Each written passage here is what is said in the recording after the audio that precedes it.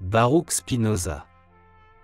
Né le 24 novembre 1632 à Amsterdam, est un philosophe néerlandais d'origine espagnole-portugaise. Étudiant brillant, il se nourrit de la lecture de l'Ancien Testament et du Talmud. Promis à être rabbin, mais côtoyant des milieux chrétiens libéraux et libres penseurs, il est séduit par la philosophie cartésienne et se montre avide de connaissances. Il se détourne de sa religion et choisit son propre chemin, ce qui lui vaudra d'être excommunié par les siens.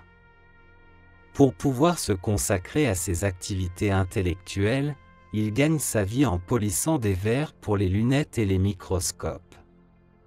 Face à la censure et aux risques encourus, il renonce à publier son œuvre principale, l'Éthique, de son vivant. Celle-ci ne sera publiée qu'à sa mort, avec 2 autres ouvrages. Le traité de la réforme de l'entendement et le traité politique. Il occupe une place importante dans l'histoire de la philosophie, sa pensée, appartenant au courant des modernes rationalistes, ayant eu une influence considérable sur ses contemporains et nombre de penseurs. L'incontournable sujet de l'amour, cette nécessité de toutes les époques n'a pas échappé à la plume du penseur Spinoza. Sur cette autre balade audiovisuelle, ensemble allons à la découverte de quelques-unes de ses réflexions à propos. Aucun amour, sauf l'amour intellectuel, n'est éternel. Cette citation de Spinoza souligne que seul l'amour basé sur une compréhension et une appréciation intellectuelle mutuelle est durable, contrairement à l'amour-passion, passion physique ou émotionnelle, qui sont souvent transitoires ou éphémères. L'amour intellectuel de l'âme, envers Dieu est l'amour même duquel Dieu s'aime lui-même, non en tant qu'il est infini, mais en tant qu'il peut s'expliquer par l'essence de l'âme humaine considérée comme ayant une sorte d'éternité. Spinoza veut nous faire comprendre que l'amour intellectuel de l'âme envers Dieu est le même amour que Dieu a pour lui-même. Selon Spinoza, Dieu est la substance unique et infinie qui constitue l'essence de toute chose y compris l'âme humaine. Par conséquent, lorsque l'âme humaine s'aime intellectuellement en aimant Dieu, elle s'aime en réalité dans la mesure où elle participe à la substance divine. Cet amour est donc éternel et immuable, car il est fondé sur la connaissance de la vérité éternelle de l'être de Dieu. Les âmes ne sont pas vaincues par les armes, mais par l'amour et la générosité. L'amour est la plus grande et la plus puissante des passions humaines, car elle seule peut vaincre l'ignorance et apporter la paix. Seule une pluie d'amour peut faire éclore la vie dans toute sa plénitude. Plus vous aimez, plus votre vie a du sens. Plus nous dépensons de gaieté et de bonne humeur, plus il nous en reste. Si vous voulez que la vie vous sourie, apportez-lui d'abord votre bonne humeur. La haine doit être vaincue par l'amour et la générosité. Spinoza nous rappelle que face à la haine, l'amour et la générosité restent de puissants antidotes. L'amour est toujours fondé sur la sagesse et nécessite une certaine connaissance de notre propre être. Cette citation souligne que l'amour véritable est basé sur la sagesse et la connaissance de soi. En d'autres termes, pour aimer quelqu'un de manière profonde et durable, il est nécessaire de connaître et de comprendre ses propres valeurs, désirs, besoins et limites. La passion de l'amour est la plus haute preuve de liberté. L'amour est la joie de comprendre et d'être compris. Cette citation suggère que l'amour requiert une compréhension mutuelle et partagée pour être pleinement ressenti et éprouvé. Quand nous aimons une chose semblable à nous, nous nous efforçons, autant que nous pouvons, de faire qu'elle nous aime à son tour. Plus grand nous imaginons le sentiment dont la chose aimée est affectée envers nous, plus nous nous en glorifierons. L'amour est une chose que l'on acquiert par l'expérience et la compréhension et non par l'instinct ou la nature. L'amour n'a pas de limite, il traverse tout. Cette citation rappelle que l'amour peut surmonter toutes les barrières et n'a pas de frontières. L'amour est un sentiment qui relie entre elles des âmes similaires.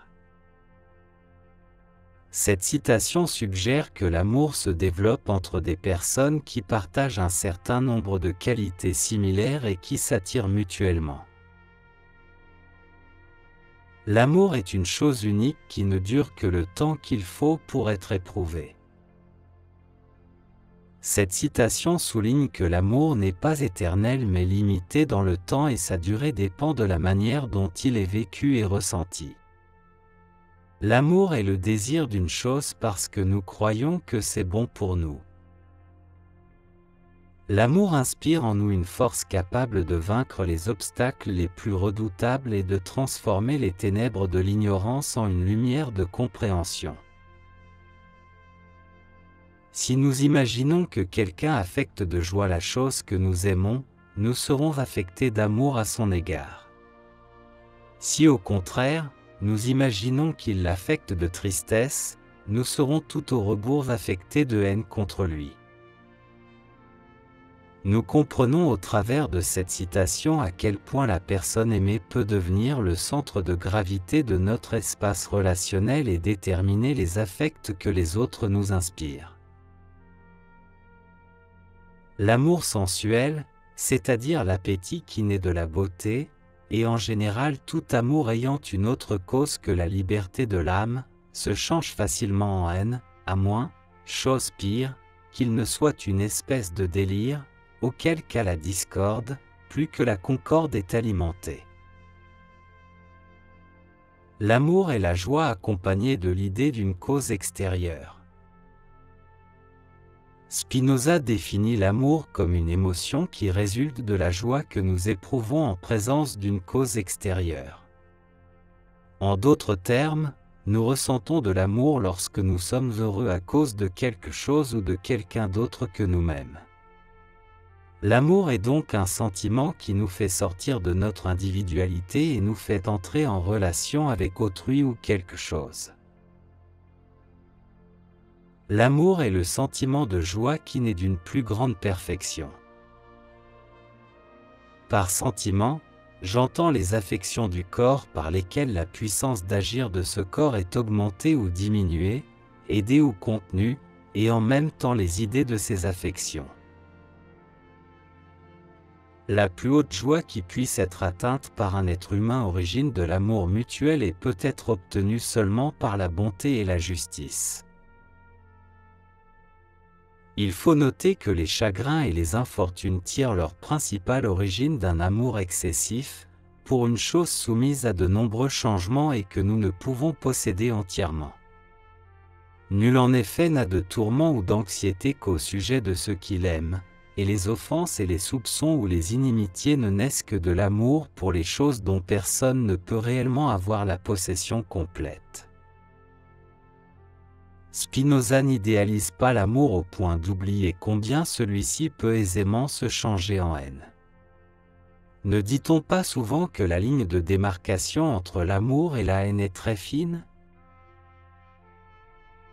Pour le mariage, il est certain qu'il s'accorde avec la raison si le désir de l'union des corps n'est pas engendré seulement par la beauté, mais par l'amour de procréer des enfants et de les élever sagement, si en outre, l'amour de l'un et de l'autre, c'est-à-dire de l'homme et de la femme, a pour cause principale non la seule beauté, mais la liberté intérieure. Spinoza parle de cette tendance à s'unir dans les liens du mariage juste parce qu'on trouve la personne en face belle ou juste parce qu'un mariage, c'est beau.